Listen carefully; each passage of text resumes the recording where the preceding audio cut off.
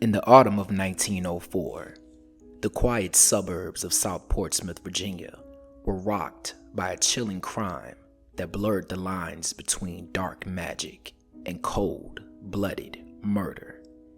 Haywood Lanier, a notorious hoodoo doctor known for his sinister spells and eerie rituals, stood accused of a crime so heinous that it would haunt the community for decades.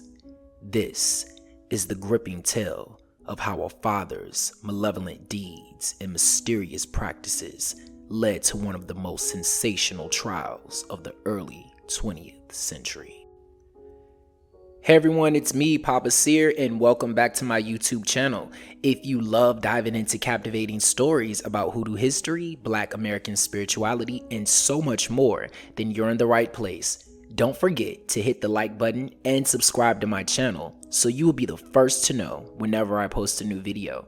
If you'd like to support my work, please consider donating by using the Super Thanks button or one of the donation links in the video description. Every donation matters, and your support helps me continue bringing you these fascinating stories. Haywood Lanier was a Black hoodoo doctor who was taken to the Norfolk County Jail in October of 1904, charged with the murder of his 10-year-old son, Henry Lanier. The crime took place on Monday, October 3rd, 1904. Haywood resided for a number of years in the suburbs of South Portsmouth, Virginia, on what was once called Muscovite Street. He was said to have practiced the darker side of hoodoo and was known far and wide as a hoodoo doctor and fortune teller. Residents of the area spoke of his ability to cast evil spells and to conjure spirits. The majority of the Black community in which he lived were afraid of him. However, it didn't stop him from amassing a clientele that consisted of both Black and white individuals.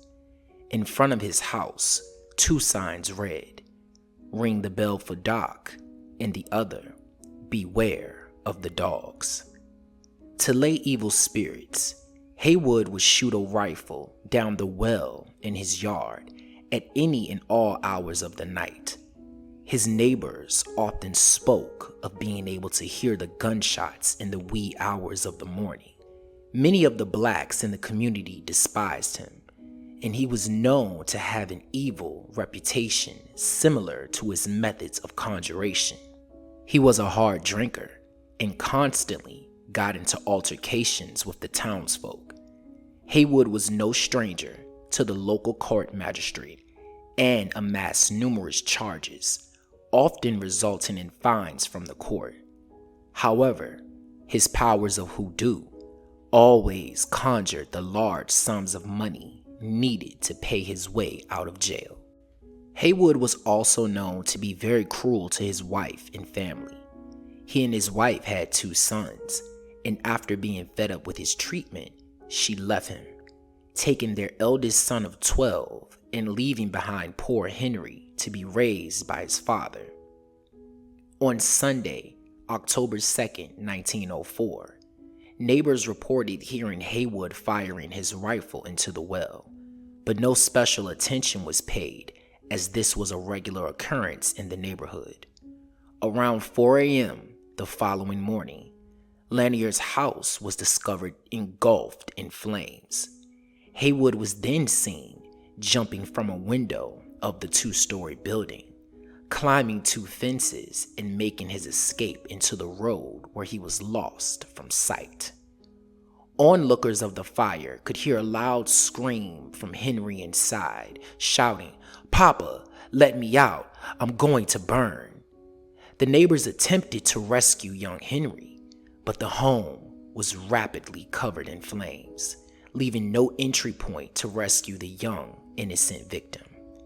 Once the ashes and embers cooled, an examination was conducted after a thorough search. The remains of a child were found in a corner with only part of the young child's bones remaining. Apparently, Henry had been tied to a bedpost as the house was burning. A search was held for Haywood, and he was found at noon on Monday, October 3rd, 1904. While in jail, Haywood refused to speak and gave no official statement. The case of Haywood Lanier gained immediate notoriety, being labeled as the most atrocious crime in the area in decades. His hearing was conducted at the Norfolk County Jail and was presided over by Judge C.C. Peed. Upon investigation of the crime, it was learned that prior to the incident, Haywood Lanier had taken out an insurance policy in the sum of $200 for little Henry. The acquiring of the life insurance policy was then used as evidence of motive to commit the horrible deed. During the preliminary hearing, Haywood refused to admit his involvement with the fire.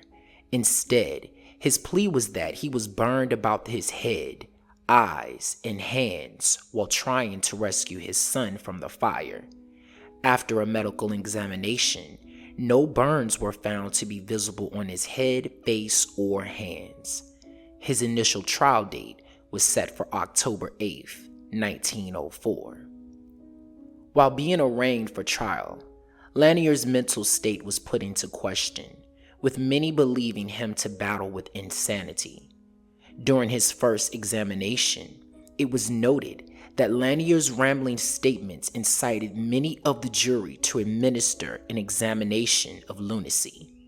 Haywood sat emotionless in the courtroom while witnesses testified against him, describing how on Sunday, the night before the crime, he was seen shooting his rifle from the window of his home, the burning of his home, and the cremation of little Henry.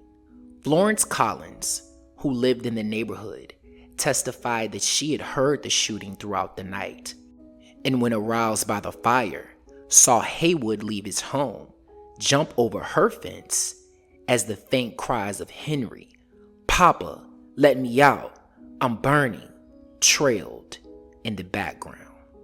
Jacob Collins testified to a conversation held with Lanier a week prior to the incident, in which he stated there would be a great excitement and a big light in the neighborhood that would light everything up. Zach Copeland, a black undertaker who went to the burned house for the remains of the child, found Haywood hiding in a house nearby and took him to the corner of Chestnut and County Street, where he was arrested. Copeland testified that Haywood had confessed to the crime, stating he had set fire by shooting at people who were after him. When Haywood took the stand, he rambled on about seeing faces and ghosts on the walls and ceilings of the home, which he shot at with the rifle. He said he was trying to kill intruders who had broken into his home with a ball covered in sulfur, and when he shot it, everything lit up. Haywood stated that the people who broke into his home pressed him so hard that he backed up to the window, broke it with the butt of his rifle, and fell out. Judge Peed, annoyed with the rambling, discontinued Haywood from making his statements and sent him back to his cell. After an examination of insanity was conducted by 2 doctors, it was deemed that Lanier was of sound state and mind to stand trial before a grand jury. It was concluded that during his arraignment, Lanier had pretended to be mentally unbalanced. The historical records of Haywood Lanier's case fade into obscurity after his dramatic trial, leaving us to speculate about his ultimate fate. Given the brutal and highly publicized nature of his crime, it is plausible that the court handed down a severe punishment. In the Virginia of 1904, the justice system was unyielding, especially for crimes that incited such profound horror and outrage among the public.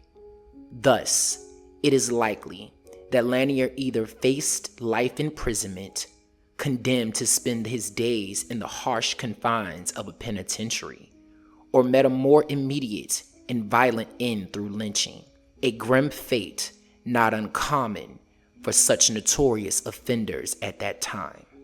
The echoes of his dark legacy linger, a haunting reminder of a community terrorized by both real and supernatural fears.